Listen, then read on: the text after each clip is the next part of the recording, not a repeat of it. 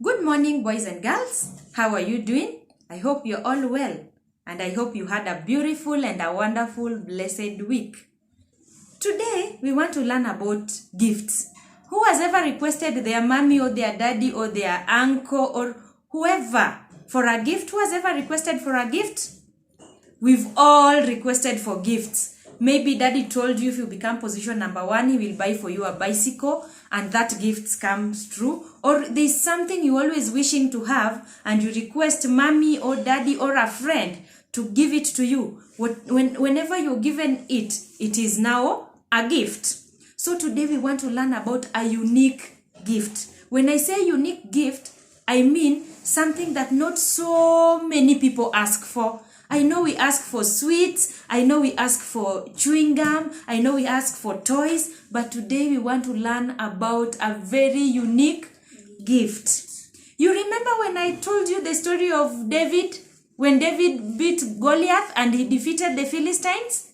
So people started praising David. And the way David was being praised and loved, so David grew up and became so strong and became closer to God until he was made king.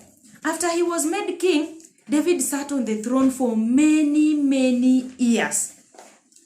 And after the many years, David also had a son. The son was called Solomon.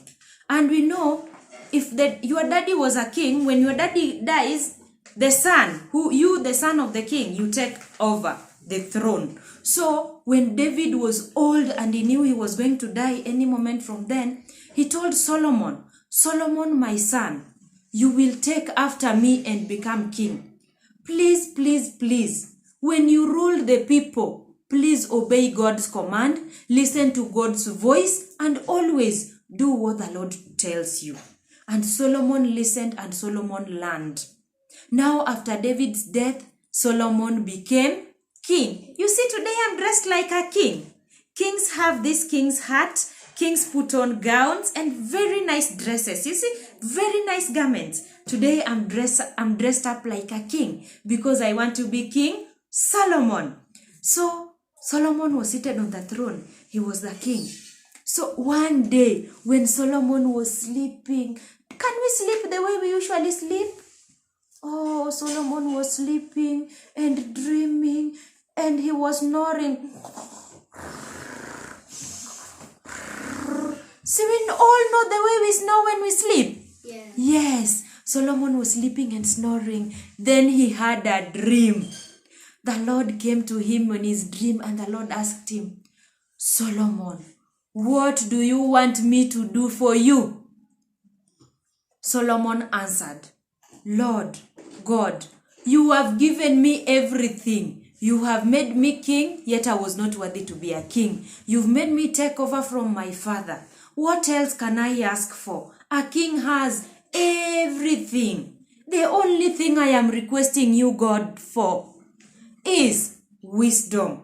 Give me wisdom so that I may lead your people with justice. Give me wisdom so that I may be a good king.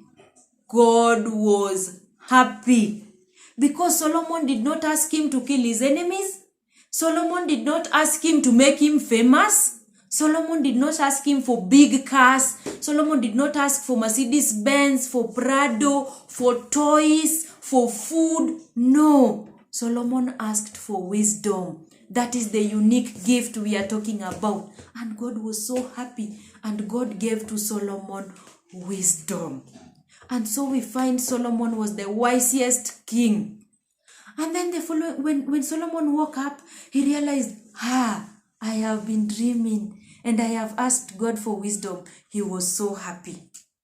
So the following day, he's there in his palace. He's seated on his seat. The way I'm seated, he's seated there, just enjoying the things kings enjoy. And then 2 women come. Do you want me to tell you the story of these 2 women? Let me tell you.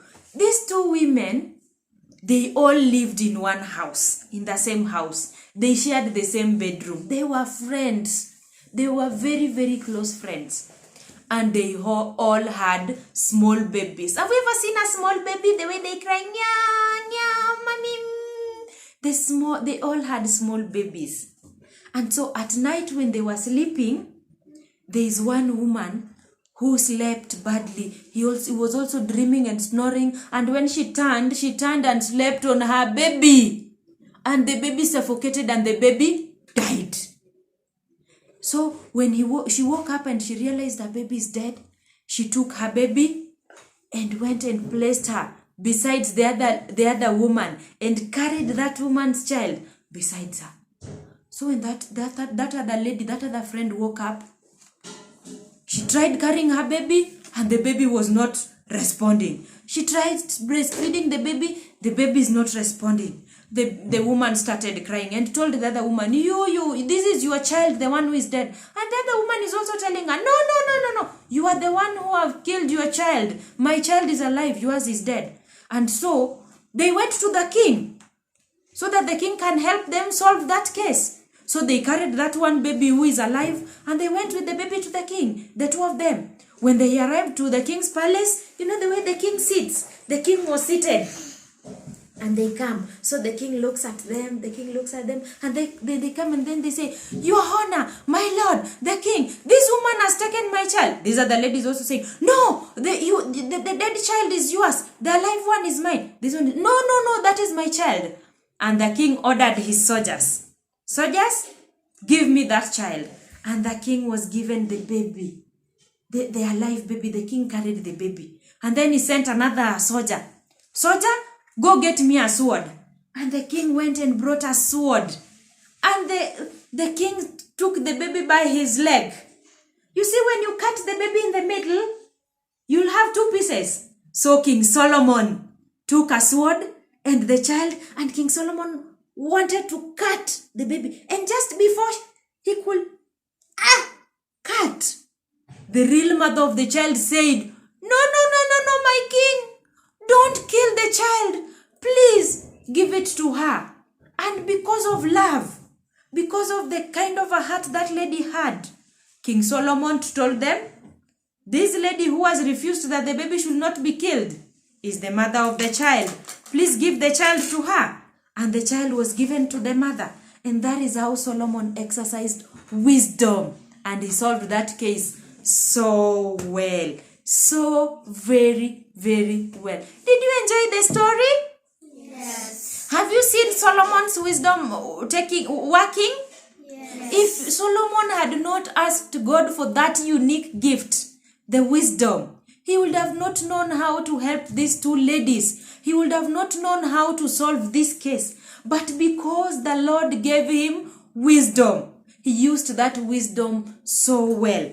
And by using it, he was able to know the real mother of the child, and he gave the child to the mother. And people were happy. And imagine, you can imagine how this lady was happy.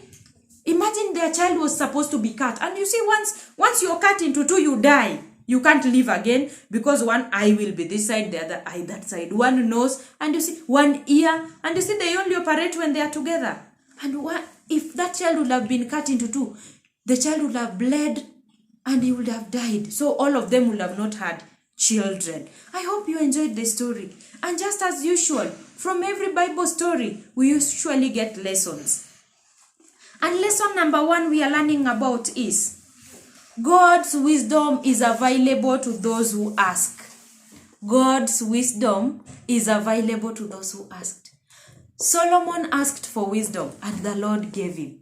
Even you, boy, and you, girl, if you ask God for wisdom, you want to pass your exams in school, you ask God for wisdom, you want God to help you achieve whatever you want in life, to make your dreams come true, just kneel down and pray faithfully to God. Ask God to give you wisdom and the Lord will give you. Tell your mommy, tell your daddy, tell everyone that if they want wisdom, God will give them if they ask.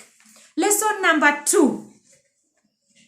When you live your life with God's wisdom, you experience a lot of blessings. When you live your life with God's wisdom, you experience a lot of blessings. You remember Solomon only asked for wisdom, but the Lord gave him a long life, God gave him wealth, and God made him famous. If you live your life with wisdom, God's wisdom, you get so many blessings with it. Lesson number 3. Having God's wisdom brings peace and satisfaction. Having God's wisdom brings peace and satisfaction. When you have God's wisdom in your heart, you have a lot of peace, because you will not be making a lot of mistakes, and you will not be having many issues with other people. You will not be having so many issues with your friends, because you have God's wisdom. God's wisdom will guide you, will make you not abuse others, will make you not do wrong to others, and will make you love everyone. Will make you do what? Love everyone. I hope you've taken the points down. I hope you've taken the lesson down. Please remember to revise them each and every day, so that you may become good boys and girls even at home, and exercise having wisdom. Tell mommy, tell daddy, tell whoever is at home, whoever is near you, your friend, everyone. Tell them to ask God to give them wisdom. And when they have God's wisdom, they will experience a lot and a lot of blessings. Thank you, and I hope you enjoy it.